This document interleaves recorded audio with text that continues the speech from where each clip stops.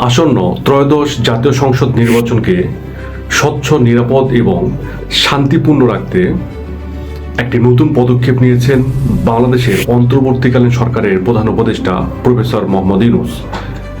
এবারের নির্বাচনে আইন শৃঙ্খলা বাহিনীকে দেয়া হবে বডি অন ক্যামেরা, যা একটি প্রযুক্তি যা বদলে দিতে পারে নির্বাচনের স্বচ্ছতা ও জবাবদিহিতা।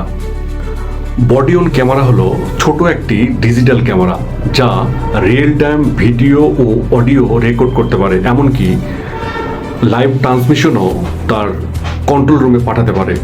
এই ক্যামেরায় থাকে night vision, GPS, cloud backup system, ফলে সহজেই কোনো ফুটেজ মুছে ফেলার সুযোগ থাকে না। প্রিয় দর্শক, বডি অন ক্যামেরা নির্বাচনের মাঠে কিভাবে আইন শৃঙ্খলা বাহিনীকে সহযোগিতা করতে পারে চলুন দেখে নিন।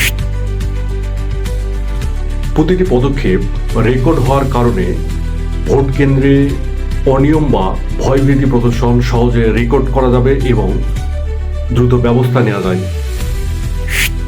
আইন শৃঙ্খলা বাহিনী জানবেন যে তাদের প্রতিটি কার্যক্রম রেকর্ড হচ্ছে, ফলে তাদের দায়িত্বশীল আচরণ আরও বাড়বে। যেখানে বডি অন ক্যামেরা চলবে সেই কেন্দ্রে বা সেই নির্বাচনী এলাকায় সহিংসতা এবং গোলযোগ হওয়ার সম্ভাবনা কমে যাবে, কারণ সেখানে সবাই জানবে যে এখানে রেকর্ড হচ্ছে। বডি অন ক্যামেরার সাহায্যে ভোট কেন্দ্রের পরিস্থিতি কেন্দ্রীয় বা স্থানীয়ভাবে এর মনিটর করা যায়, অর্থাৎ ভোট কেন্দ্রের যদি কোনো গোলযোগ বা বিশৃঙ্খলা সৃষ্টি হয় তাহলে তাৎক্ষণিকভাবে কেন্দ্রীয় বা স্থানীয়ভাবে এর ব্যবস্থা দ্রুত নেওয়া যায়। এই বডি অন ক্যামেরাগুলো দাম নির্ভর করে এর মান ও ফিচারের উপর। সাধারণ মডেলের এই বডি অন ক্যামেরাগুলো 14,000 টাকা থেকে 22,000 টাকার মধ্যে বাজারে দেখা যায়।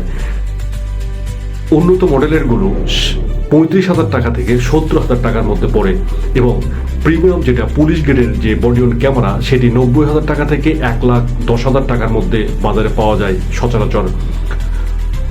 বিশ্বের যুক্তরাজ্য, কানাডা এবং ভারত সহ বিভিন্ন রাষ্ট্র এই বডি অন ক্যামেরা ব্যবহার করে স্বচ্ছতা, বিশ্বাস এবং আস্থা পেয়েছে যে এই ক্যামেরা ব্যবহারের ফলে অনেকটাই স্বচ্ছতা খুব দ্রুত প্রমাণ করা যায়।